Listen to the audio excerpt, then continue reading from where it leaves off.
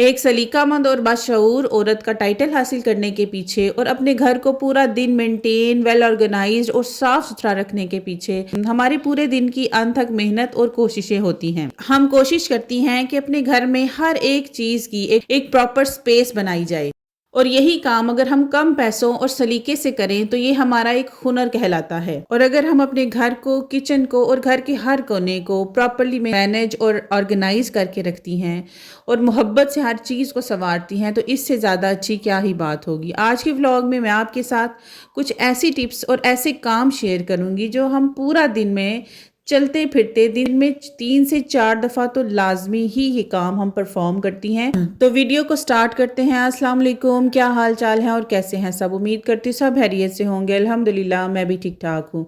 अब सबसे पहली चीज़ कि बच्चे ने नमाज़ पढ़ी लेकिन जाए नमाज उसने फ़ोल्ड करके नहीं रखा प्रॉपरली। अब मैं शायद किसी और काम जा रही हूँ लेकिन मुझे चलते चलते जगह या ये कॉर्नर मुझे अनटाइडी नज़र आया, तो मैंने क्या किया, इसको फ़ौरन से तय करके इसको प्रॉपरली उसकी जगह पर रखा और विद इन 1 मिनट मेरा ये कॉर्नर अब प्रॉपरली ऑर्गेनाइज है और उसकी सारी चीज़ें उसकी जगह पर पड़ी हैं। नेक्स्ट ये कि मैंने हर रूम की वीकली या 15 डेज बाद एक डीपली क्लीनिंग करनी होती है। तो पूरा वीक में या 15 दिन में ना मैं ध्यान रखती हूँ कि मुझे कौन सा कोना है या कौन सी जगह है अपने रूम की जिसको प्रॉपरली क्लीन करना है। जाले तो हमेशा ही उतारती हूँ हर वीक में, लेकिन उसके साथ जाले ऐसी ऐसी जगहों पर भी लग जाते हैं कि जिनका ना ध्यान देना बड़ा ज़रूरी होता है। फॉर एग्जाम्पल अगर आपके रूम में कर्टन्स लगे हैं तो कर्टन्स की रॉड्स के साथ भी जाले लग जाते हैं। सम टाइम डोर्स की साइडों पे, डोर के कॉर्नर्स पे भी या डोर के पीछे भी जाले लग जाते हैं। तो इन सारी चीज़ों को पूरा वीक में हमने देखना होता है। सम टाइम तो मैं साथ ही साथ साफ कर देती हूँ, लेकिन सम टाइम अगर मुझे हो कि मैंने एक वीक का एक डे रखा है, पूरा 1 घंटा लगा के अपने रूम को साफ करना है, तो मैं पूरा रूम पूरे वीक में ऑब्जर्व करती रहती हूँ पूरी जगह को और उसके बाद उसकी प्रॉपर क्लीनिंग करती हूँ। उसके बाद जो नेक्स्ट टिप होगी वो ये है कि जब भी जाले उतारने के बाद इन चीज़ों को हम सम टाइम ऐसे ही उठा के फेंक देती हैं या बस ना ऐसे ही गंदा जाला उतारा ही नहीं और ऐसे ही रख दिया। पहली तो बात इस तरह से हम रख देंगी ना तो दूसरी दफ़ा हमें इसे ढूंढते वक्त भी परेशानी होती है। सम टाइम भूल जाता है कि पता नहीं कहाँ रखा था जाले उतारने वाला। तो इसके लिए ये जो इसके हुक्स लगे हुए होते हैं ना, ये उन्होंने इसीलिए दिए हैं कि इनकी एक प्रॉपर जगह बनाएं और इनको इस तरह से लटका दें। अब ये देखें, मैंने इसके जाले उतार दिए, इसको साफ़ किया और अब इसको मैंने लटका दिया है। अब नेक्स्ट टिप ये है कि किचन में ना इस तरह की छोटी सी टोकरी के ऊपर ना एक शॉपर लगा ले। पूरा दिन किचन का जितना भी कूड़ा है ना वो इसके अंदर डाले। डस्टबिन किचन में रखना मैं ज़रा अवॉइड करती हूँ। समटाइम वो कूड़े वाला भाई ना आए ना, एक दिन के कूड़े से ना अजीब सी स्मेल आने लग जाती है, तो इसको अवॉइड भी करती हूँ और इससे ना हमारा जो डस्टबिन है वो भी साफ़ सुथरा ही रहता है।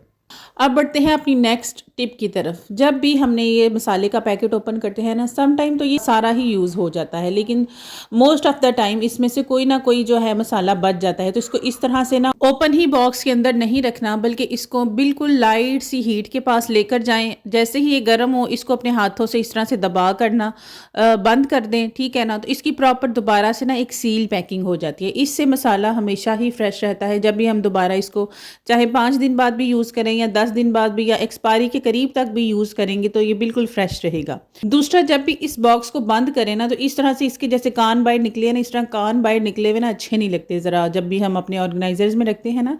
तो इसकी बजाय अगर हम इस तरह से इसकी साइड्स को अंदर की तरफ फोल्ड करके और फिर जो ऊपर से एक साइड से ना इसको एज आ बॉक्स की तरह हम बंद कर देंगे ना, तो ये बड़ी अच्छी इसकी एक लुक आ जाती है। जो कान निकले हुए होते हैं इसके मसाला बॉक्स के वो भी नहीं निकलेंगे और बड़ा अच्छा सा ना एक एस्थेटिक सी लुक दे देता है।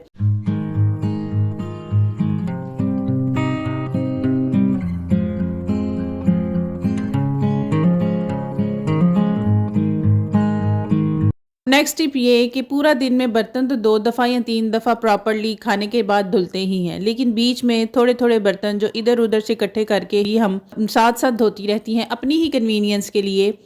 तो जब भी हमारा किचन में चक्कर लगता है, इन बर्तनों को उनकी अपनी जगह पर वापस रखने के बाद इस टोकरी को भी मैंने ड्राई करना होता है। और एक तो शेल्फ को भी सबसे पहले हमने अच्छी तरह से वाइपर लगा के ना तो साफ़ करना है। जो ये टोकरी है दूसरी चीज़ का इस तरह से हम रखेंगे ना तो इसका भी जो पानी है सारा ड्रेन हो जाएगा और इसके ऊपर कोई भी वाइट स्टेन्स नहीं पड़ेंगे। मेरी नानी कहा करती थी कि बेटी को ना खाना खाते वक्त 7 दफ़ा उठाया करो। मैं उस टाइम नानों को कहती थी कि नानो क्यों भाई, मैं क्यों 7 दफ़ा उठूंगी खाना खाते वक्त, हम तो नहीं उठने वाले। लेकिन उनकी जो बात थी ना, या जो उनका मतलब था, वो आज समझ आता है कि आज हमें चलते फिरते भी जो काम नज़र आते हैं ना, हम वो काम भी करते हैं। अब जैसे हर घर में ना एक ट्रैफिक एरिया होता है। मेरे घर में जो ये ट्रैफिक एरिया है ना, वो ये मेरी सीढ़ियों की रेलिंग है। इधर मैंने भी अगर सम टाइम बाहर से आती हूँ, अपने अबायाज उतार के रख दिए, बच्चे टॉवल फेंक देते हैं, या कोई भी डस्टिंग का कपड़ा भी, कोई भी चीज़ है ना, वो बस जी इसके ऊपर रखते जाते हैं, एक के ऊपर पाइल्स लग जाते हैं। हमारे पूरे दिन की अनथक मेहनत को ना बिल्कुल बेकार कर देती है ये चीज़, जब हमारी चीज़ें इस तरह से पड़ी रहेंगी। इसके लिए ये ओवर द डोर जो हैंगर्स होते हैं, ये बड़े ही कारआमद हैं।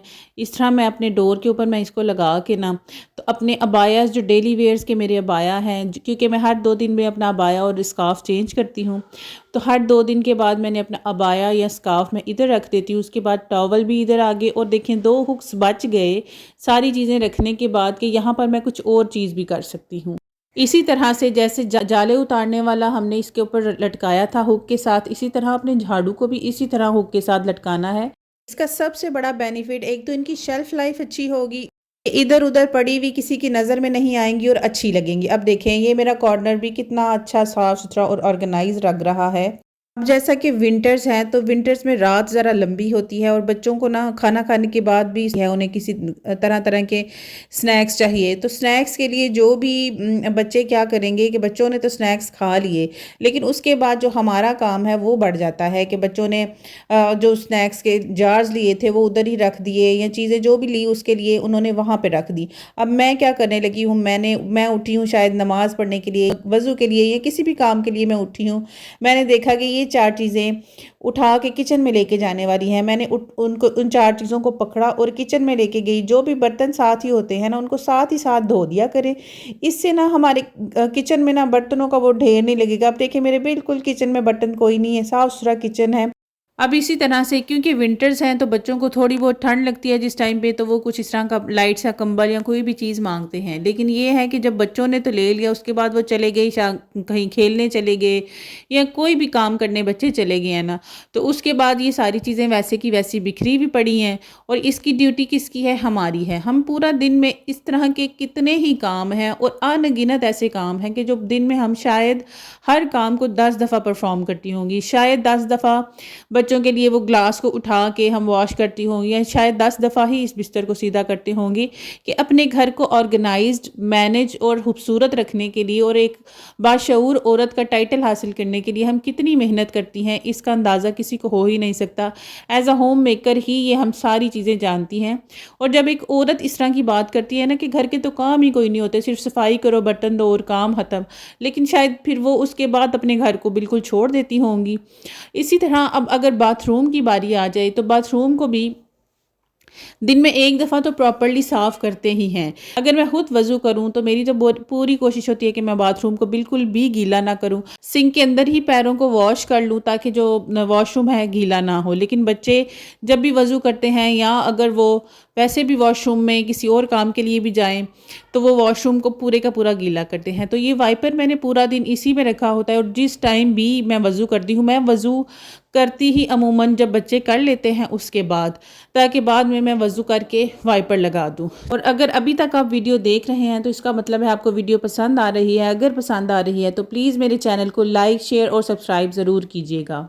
अगर बात की जाए बाथरूम मैट्स की, या वैसे डोर के आगे मैट की, तो इस मैट को मैं बाहर बिछाना ही पसंद करती हूँ, क्योंकि बाथरूम के अंदर अगर वो गीला हो जाए तो बार बार उसको ड्राई करने के लिए दोबारा से उठाना पड़ता है। इसी तरह ये गेट का मैट है, इसको भी मैं दिन में शायद 10 दफ़ा सीधा करती हूँ। जब भी हम झाड़ू लगाने लगते हैं ना, तो प्रॉपरली जो डस्टिंग होती है वो तो वीक में 1 दफ़ा ही की जा सकती है। अगर हम हर रोज़ पूरे घर की डस्टिंग करने लग जाएं, फिर तो 4 घंटे सिर्फ सफाइयों पे ही लगे और बाकी सारा काम रह जाए।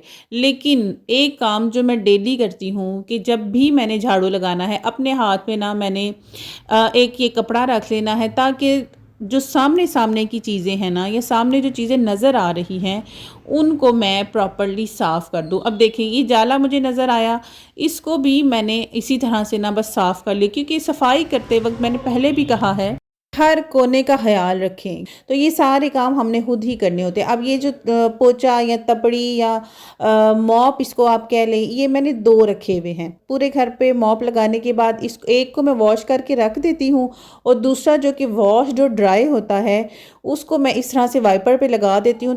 पूरा दिन मैं जूतों के साथ जो भी मिट्टी या रेत घर के अंदर आती है ना, उसको मैं इसके साथ ना इकट्ठा करके तो साइड पे कर दूँ।